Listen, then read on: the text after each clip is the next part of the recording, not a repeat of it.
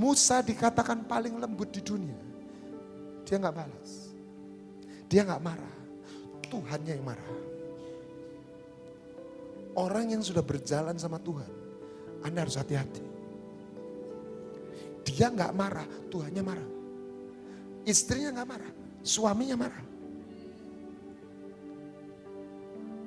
Kalau kita mungkin kebalik Mas Ian, Tuhannya belum marah, kita udah marah duluan. Tapi orang-orang yang sudah berjalan menjadi sahabat Tuhan. Ingat Abraham. Bahkan waktu dia agak rasanya agak kacau pikirannya. Istrinya dibiarin gitu aja. Mau diambil, udah dikarantina masuk kamar. Yang terpesona itu raja, udah dibawa. Abraham gak bela diri apa-apa. Apa yang terjadi? Abimelek waktu tidur, Tuhan datang melalui mimpinya. Lu gak tahu, itu perempuan istrinya sahabat saya. Kalau engkau berani jamah itu, mati lu. Siapa rindu jadi sahabatnya Tuhan? Covenant. Keluaran 19 ayat 5 dan 6. Jadi sekarang jika kamu sungguh-sungguh mendengarkan firman-Ku dan berpegang pada perjanjian-Ku, maka kamu akan menjadi harta kesayangan-Ku sendiri dari antara segala bangsa, sebab Akulah yang empunya seluruh bumi. Bahasa Inggrisnya bukan mendengarkan firman-Ku. If you obey my voice. Suaraku. Waktu firman ditulis, peristiwa itu dicatat, itu hukum Taurat belum selesai. Mereka baru keluar dari Mesir. Ada dua kehendak Tuhan yang objektif dan subjektif. Untuk Anda menjadi mempelai, menjadi covenant, Anda tidak cukup memahami kehendak Tuhan yang objektif. Anda harus menemukan, memahami dan berjalan dalam kehendak Tuhan yang objektif dan subjektif. Apa itu? Anda gak perlu doa puasa, saya boleh berzina enggak? Enggak, pasti gak boleh.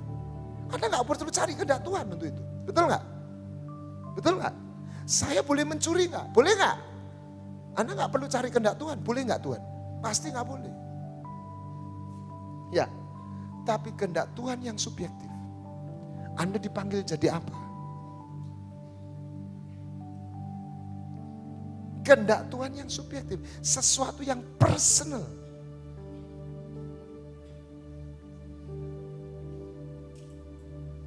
Kalau engkau mau jadi harta kesayangan Tuhan, ada dua.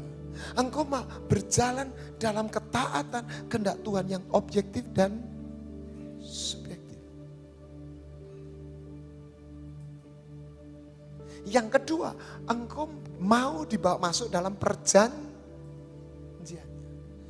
Apa itu kehendak Tuhan yang subjektif? Begini, dia tidak melanggar hukum moral.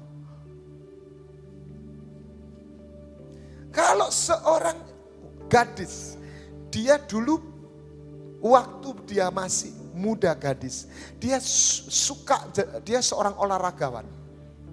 Kalau jam 5 sore selalu latihan basket. Oke? Berlatih basket itu melanggar hukum enggak? Enggak, baik kan? Baik kan?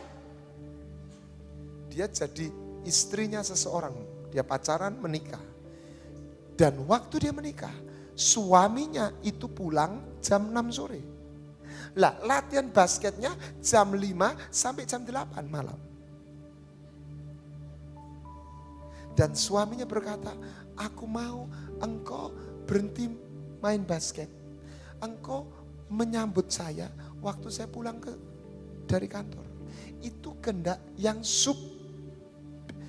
dalam pernikahan ada kehendak yang subjektif.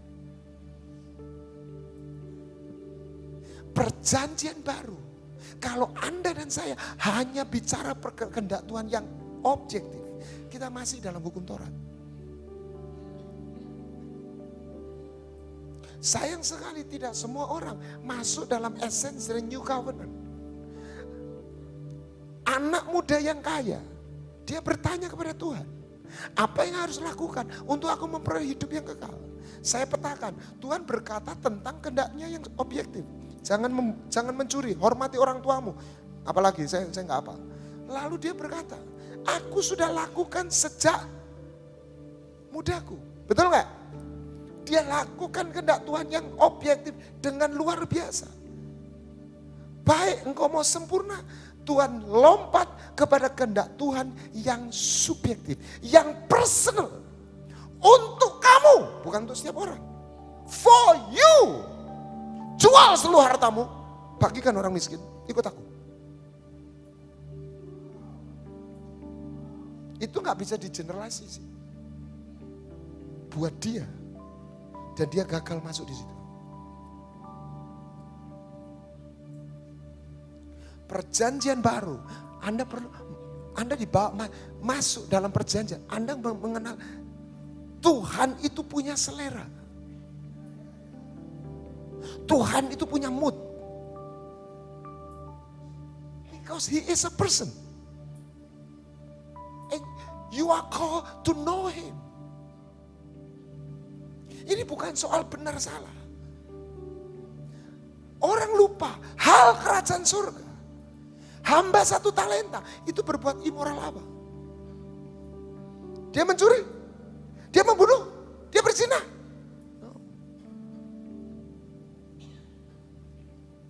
Talenta itu tidak diberikan, tidak dititipkan, dipercayakan. Dipanggil untuk menghasilkan buah. Perjanjian baru tidak bicara hanya di lapis moral.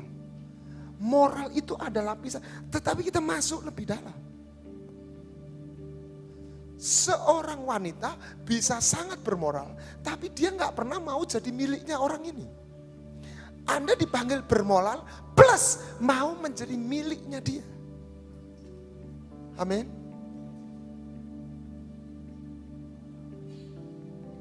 Kalau seorang pria lagi naksir sama wanita, seorang gadis, dia mau traktir. Si gadis itu nggak suka soto, jangan diajak makan soto. Biasanya wanita suka bakwan, ajak dia makan bakwan. Anda harus tahu seleranya. Anda harus tahu Tuhan itu punya selera.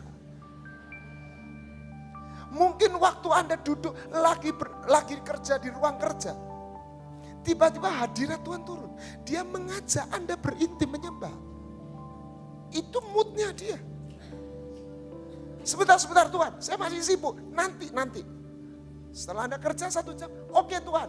No, dia udah lewat. Dia punya mood. Dia punya taste.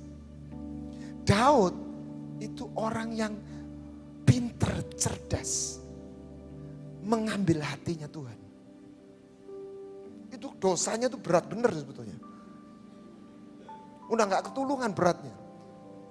Dia tahu caranya, dia tahu hatinya Tuhan. Knowing him, you will be my special treasure. Itu akan terjadi. Siapa yang memberkati engkau, tak berkati. Siapa yang mengutukimu, tak kutuki. Bayangin.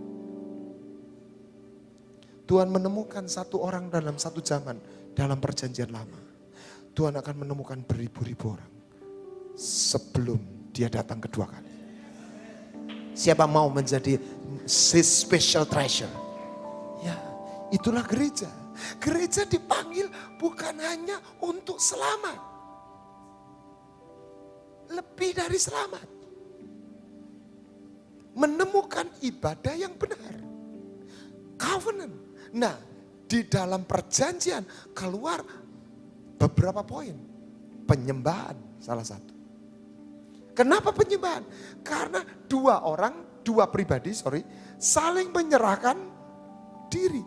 Dari Tuhan menyerahkan tubuh dan darah. Dari kita, itulah menyembah. Kan tidak mungkin Tuhan menyembah kita. Dari kita menyerahkan tubuh, yang diserahkan makanya tubuh dan hidup. Banyak orang penyembahan itu hati dan jiwa. No, hati, roh, jiwa, dan tubuh.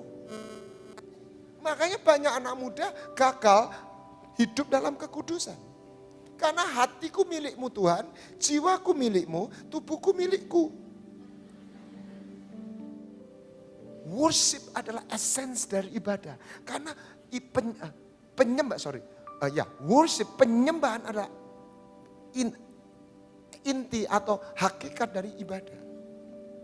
Karena worship adalah pengejawantahan dari perjanjian. Dua pribadi yang saling menyerahkan diri.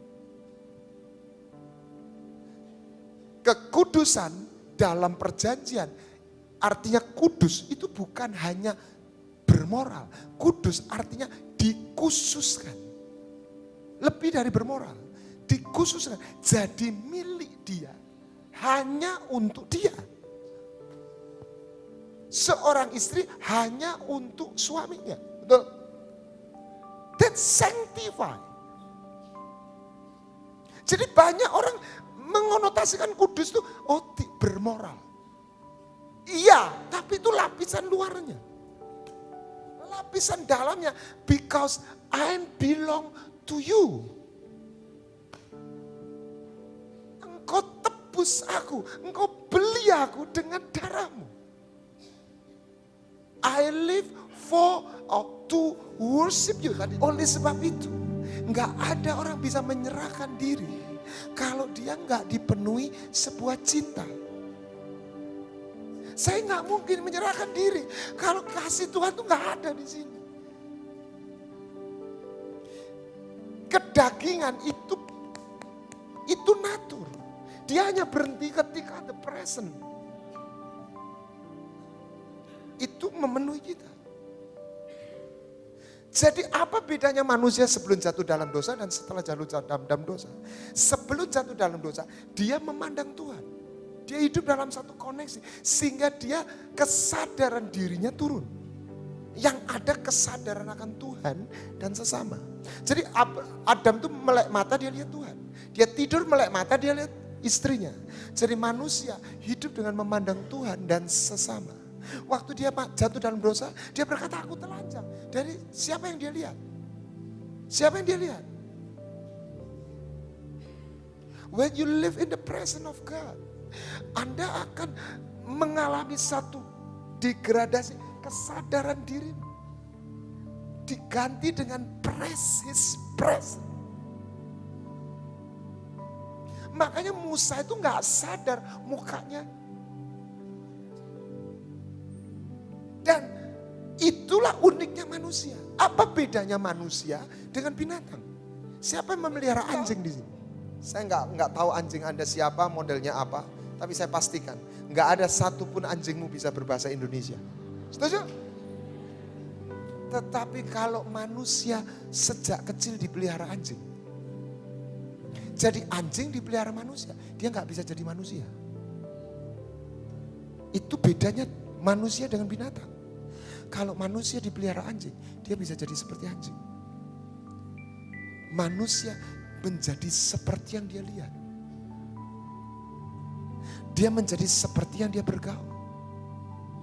When you see and live in the presence of God, sooner or later, you will be like God.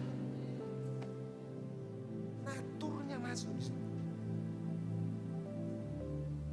Ini perjanjian baru. Caranya seperti ini. Walaupun masuknya tetap harus lewat Taurat. Ada aturan-aturan. Tapi saya percaya pemain keyboard dulu belajar tangga nada. Grip C, D, G. Tapi waktu dia bisa, dia tidak lagi mikir, oh ini C, ini D, ini G.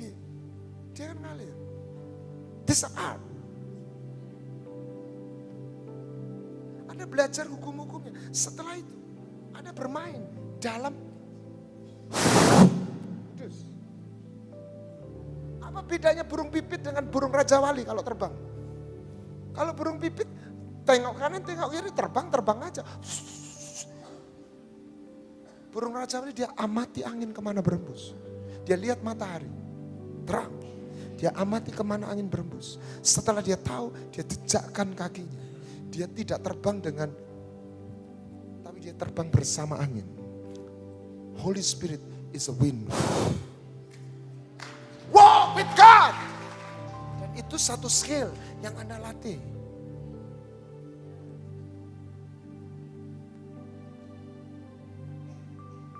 Anda akan dikarantina, dikuduskan, dikarantina seperti Esther dan putri-putri yang lain.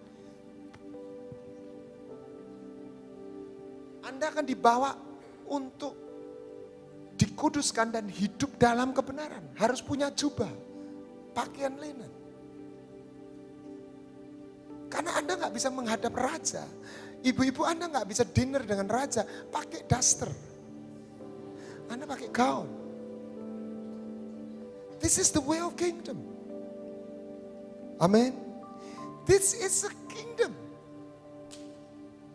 Persoalan kita, karena kita ini diambil oleh raja, dia jadi bapa karena dia mengasihi kita. Tapi sesungguhnya dia raja. Lah pada saat dia mengambil kita pertama kali, kita ini anak jalanan. Anak gembel. Kalau makan pakai tangan, kakinya diangkat. Dijadikan anak raja. Sudah anak raja. Tapi cara mikir dan kebiasaannya masih seperti. Jadi begitu duduk langsung kakinya naik. Celup. Tampil. Enggak boleh. Oh enggak boleh. Makan sendoknya bunyi semua. Kledak-kledik. Kalau makan cok. Kalau ngecap nggak boleh, ngunyah nggak boleh bunyi. Oh begitu. Dan raja nggak bisa mewariskan kerajaannya kepada gembel. Tapi raja jatuh cinta kepada gembel. Why do you love me, Lord? Dan raja mentransformasi gembel jadi pangeran. Amin. Baru bisa diberikan kerajaan. Raja cari istri.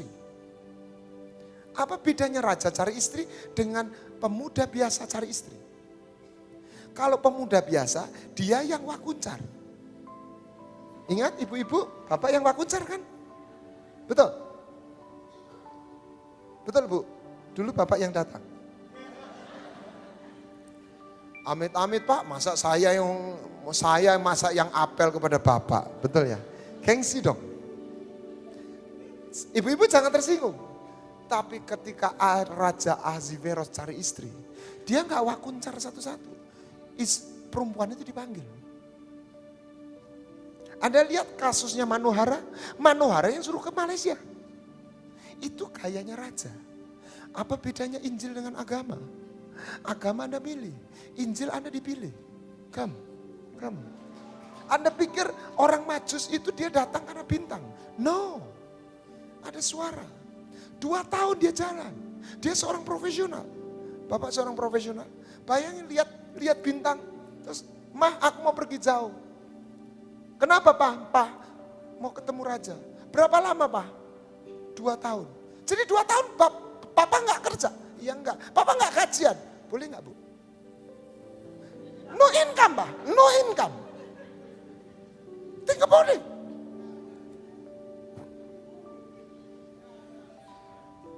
Saya kalau ke Amerika itu 30 jam. Itu naik pesawat full AC, ada filmnya, ada makanannya. Itu boyok masih pegel. Ini naik unta, 2 years. Gue akan ngomong gini, Pak, ndak raja-rajaan Pak. Yang penting dapur mengepul, betul nggak? Lo betul nggak? Ini manusiawi. Ada pikir karena lihat bintang. Ada suara di sini. Come. Dan raja kalau dia memanggil putri-putri, nggak ada yang jelek. Semua cakep. Anda dipanggil, berarti Anda cakep. Tapi waktu dipanggil masih gendok Esther. Raja nggak bisa kawin sama genduk. Tapi raja jatuh cinta sama genduk. Genduknya ditransformasi jadi putri. Baru dia bisa menikah. Anda dan saya ini gembel dan genduk asal. Nanti.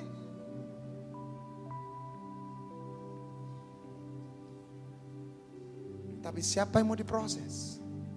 Dia bukan ulat lagi. Dia kupu-kupu. Kupu-kupu sama ulat itu mirip nggak? Yesus tidak datang membawa hidup yang lebih baik. Not better life, new life. Anda tidak hidup karena keringat. Anda hidup karena berkat. Tapi bukan malas. Kita melakukan bagian kita. Anda berhenti dalam pikiran Anda. Hidupmu karena gaji. Gaji itu salah satu berkat. Bukan satu-satunya berkat.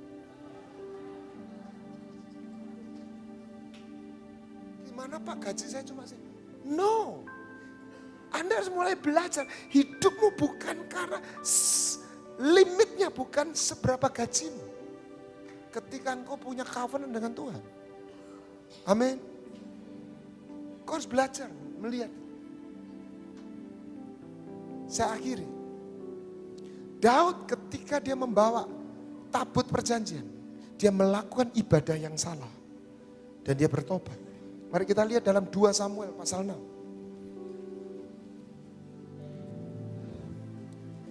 Ayat yang kelima. Daud membawa tabut perjanjian. Daud dan seluruh kaum Israel menari-nari di hadapan Tuhan dengan sekuat tenaga, diiringi nyanyian kecapi, gambus, rebana, kelentung dan ceracap. 2 Samuel 6 ayat 5. 6 ayat 5. Kalau saat ini itu gerejanya, betul nggak? Semangat nyanyinya. Tapi usah mati. Tuhan nggak berkenan sama ibadahnya. Tidak semua ibadah berkenan sama Tuhan. Tidak semua ibadah diterima. Anda harus cerdas. Anda harus nangkep seleranya Tuhan. The rule of the game. Taste-nya dia. Sehingga ibadahmu itu berkenan. Apa yang salah? Ada 3 poin. 1, tabut perjanjian itu diangkut sama kereta. Ketika Anda mau masuk dalam perjanjiannya, Anda harus mau memikul pikula kuk yang kubas. Anda dilepaskan dari hamba dosa jadi hamba kemuliaan Tuhan. Itu bahasa aslinya kabot. Abot. Bahasa Jawa itu abot itu berat. Banyak orang ingin mencicipi hadirat Tuhan, tapi nggak mau abot. Suruh kereta, suruh sapi yang mikul. Tuhan nggak suka dipikul sama sapi. Tuhan mau dipikul oleh imam. Amin. Pikulakuk yang kupasang. Sebenarnya kalau Anda baca ayat itu lucu. Datanglah kemari, datanglah kepadaku orang engkau yang letih lesu. Aku akan memberi kelegaan. Tapi setelah itu pikulakuk yang kupasang. Loh ini gimana saya bilang. Dilepaskan dari beban, dikasih beban. Bebannya berbeda. Yang kedua, Daud tidak pakai baju efod. Anda boleh baca nanti di rumah. Anda gak bisa datang pada Tuhan tanpa kain linen. Siapa yang boleh naik ke gunung Tuhan? Mazmur 24 ayat 3. Orang yang bersih tangannya, bersih mulutnya, tahir mulutnya, tidak menyerahkan pada sumpah palsu, yang suci hatinya. Kerajaan surga seperti pesta mereka yang tidak mengenakan pakaian pesta disuruh keluar. Betul? Anda tidak bisa nyembah dengan semangat, tetapi Anda nggak punya jubah kekudusan. Haleluya, haleluya. Yang kedua, yang ketiga, Daud nyanyinya semangat, betul? Tapi nggak ada korban sembelihan. This is wrong devotion. Daud bertobat, dia rubah cara ibadahnya. Ini orang pilihan Tuhan bisa berbuat salah, apalagi kita. Hari ini ada bahaya. Kalau itu tidak ada satu yang meluruskan, maka yang namanya kebaktian itu jadi entertainment rohani. Serupa tapi tidak sama.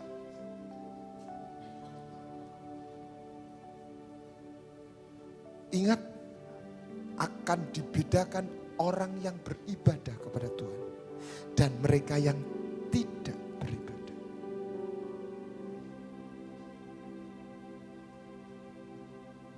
This is a covenant. I belong to you. You belong to me. Anda gak usah teriak-teriak ketika Anda mempunyai penyerahan ini. Makanya Tuhan berkata, Mazmur 91, apabila ia berseru kepadaku, aku akan menjawabnya.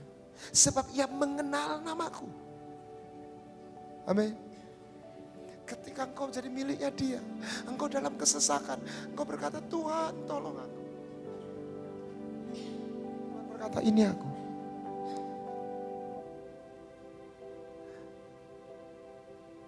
Dan tadi pagi saya bagikan, God be with you. Dan itu real, tangible. Orang bisa melihat. When you are blessed, when God be with you, people can see. Because it's real.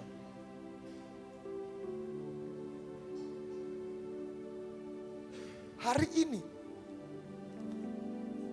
saya baru-baru ini ke mall sama istri anak saya.